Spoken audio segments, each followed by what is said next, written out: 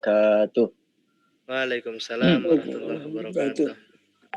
Innal hamdalillah nahmaduhu wa nasta'inuhu wa nastaghfiruh wa na'udzu billahi min syururi anfusina wa min sayyiati a'malina. May yahdihillahu fala mudilla lahu wa may yudlilhu fala hadiyalah. Allahumma shalli ala sayyidina Muhammad wa ala ali sayyidina Muhammad. Amma ba'du. Allahumma faqihna fid din wa 'allimna ta'wil. Baik, yang saya hormati pembedah pertama kita ya, Dr. Aletmi MA. Alhamdulillah kita dipertemukan di sini ya Pak ya. Udah 1 tahun kira-kira kita nggak ketemu.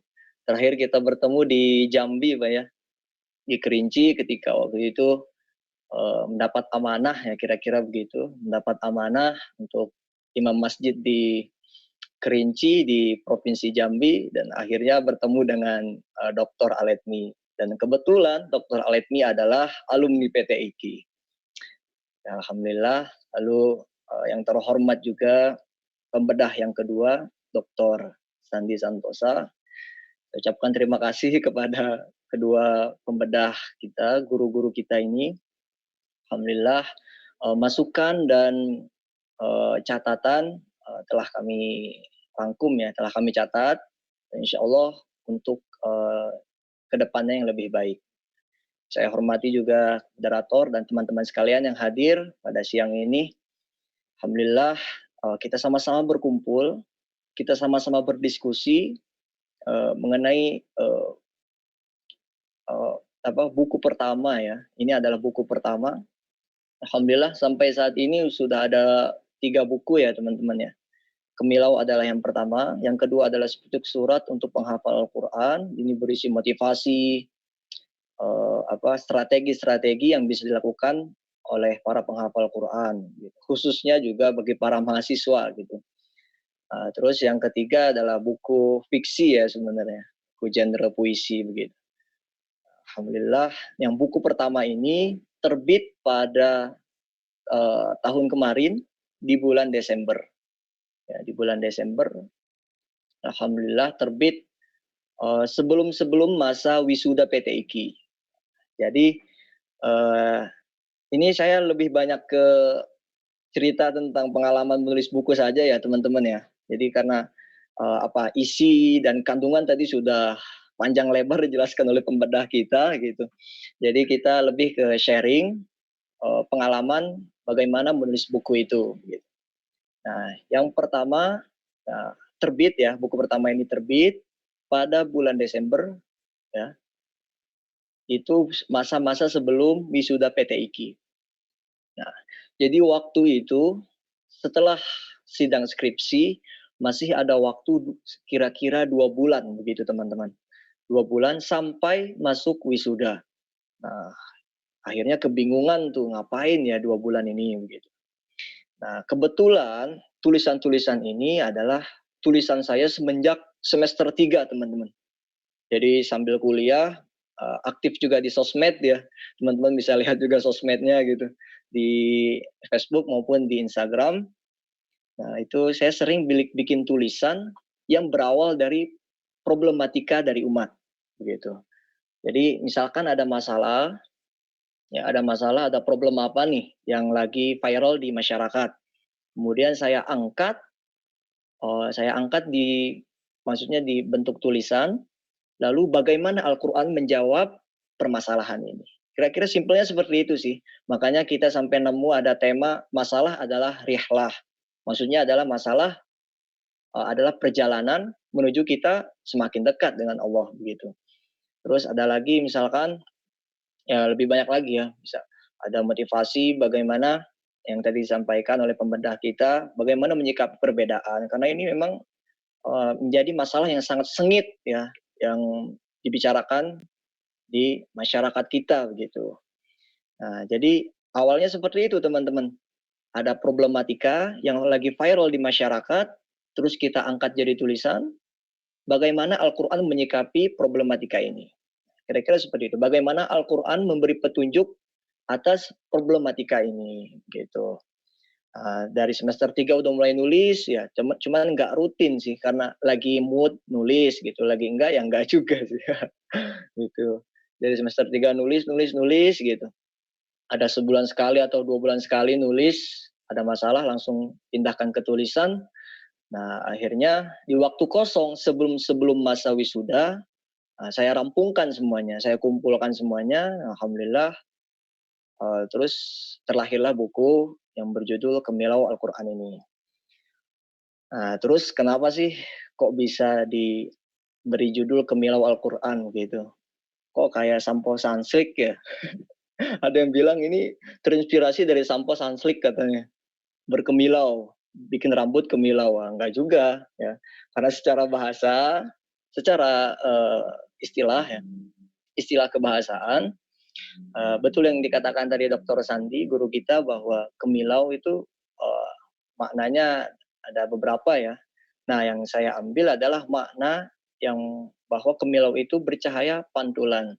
Yang harapannya bahwa Al-Quran ini cepat merespon suatu permasalahan dalam hidup.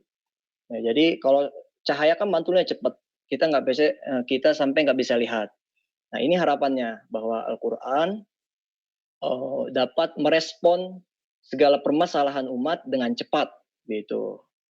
Nah, sehingga diberi nama Kemilau Al-Quran. Selain itu juga saya maknai kemilau di sini juga bahwa cahaya yang segar ya, begitu. Ini secara pemahaman hati sih ya. Nggak tahu deh bener atau enggak kemilau itu cahayanya seger gitu. Ada yang bilang juga kemilau itu malah bikin silau, ya, dan lain-lain lah. Tapi bagi saya untuk kemilau Al-Quran ini adalah cahaya yang segar atau angin segar bagi manusia dalam menjalani kehidupannya. Seperti itulah. Itulah alasan kenapa pakai judul Kemilau Al-Quran gitu. Nah, lanjut. Nah, lalu terbit di bulan Desember tahun kemarin, tahun 2019 ya. Terus alhamdulillah di sini juga ada testimoni ya dari guru-guru kami. Yang pertama Dr. Umar Al-Haddad, ini dari UIN Jakarta. Terus yang kedua dari guru kita semua, ya, Kiai Haji Dr. Ali Nurdin MA. Nah, jadi sebelum diterbitkan kita minta testimoni atau pendapat, sekedar pendapat mengenai buku ini begitu. Nah, bagi teman-teman, ini saya banyak nemu nih teman-teman lagi kuliah gitu, masih ada yang kurang percaya bahwa dia bakalan punya buku.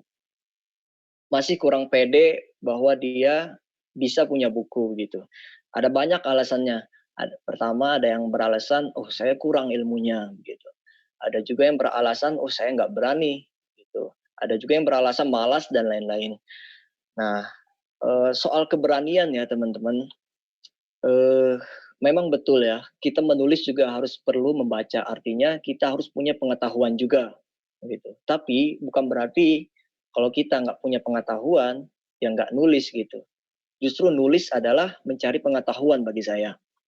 Jadi menulis itu sambil mencari pengetahuan itu sendiri begitu. Jadi jangan sampai mentang-mentang teman-teman nggak punya, istilahnya teman-teman ngerasa nggak punya ilmu, teman-teman nggak mau nulis. Nah ini tentu salah ya. Justru belajarlah menulis agar kalian mendapat ilmu gitu. Tapi tetap ya teman-teman, perhatikan ilmu pengetahuannya juga yang teman-teman tulis gitu. Nah ini memang untuk buku ilmiah ya teman-teman, untuk buku yang seperti Al-Quran ini memang nggak bisa kita karang sembarangan gitu, harus tetap ada ilmu. Nah jadi ilmu tetap dan nulis juga jalan gitu. Nah minimal teman-teman kalau misalkan agak takut gitulah menulis buku karya ilmiah, ya buku yang bersifat ilmiah, bergenre ilmiah gitu, teman-teman juga bisa mengarang buku yang bebas gitu kan, seperti puisi, novel, ya kan, cerpen dan lain-lain gitu. Jadi saya rasa semuanya mahasiswa-mahasiswa dimanapun berada, khususnya PTIKI gitu, itu bisa menjadi penulis. Semuanya bisa menjadi penulis buku. Tinggal teman-teman mau gak nulis gitu. Karena yang penting teman-teman mau nulis dulu. Ya, karena ada beberapa teman juga dia mau nulis, pengen punya buku tapi belum nulis-nulis ya nggak akan terwujud gitu. Baik, selanjutnya kalau kita masuk ke buku ini udah dibahas semua ya. Oke, kita masuk dikit-dikit lah ya. Jadi, buku ini, eee, sebenarnya, tagline-nya adalah Al-Quran itu adalah petunjuk ya. Tadi betul yang dikatakan oleh para pembedah bahwa Al-Quran itu petunjuk, berarti memberikan cahaya, memberikan kemilau kepada kehidupan manusia dari sisi manapun, begitu. Nah, bahkan bukan hanya memberi petunjuk, nah, Al-Quran juga menyenangkan hati manusia. Di mana dalilnya? Ya, surat Al-Isra ayat ke-9.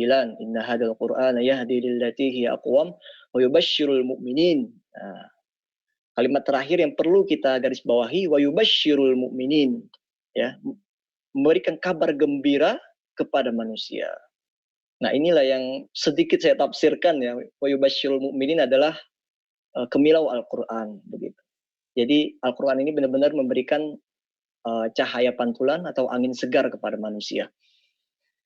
Nah, di situ. Terus buku ini juga selain tema-tema yang kekinian begitu ya, di sini juga ada quotes ya teman-teman. Teman-teman ini bisa digunakan untuk ya tadi betul dikatakan moderator ya bisa buat status FB dan lain-lainnya.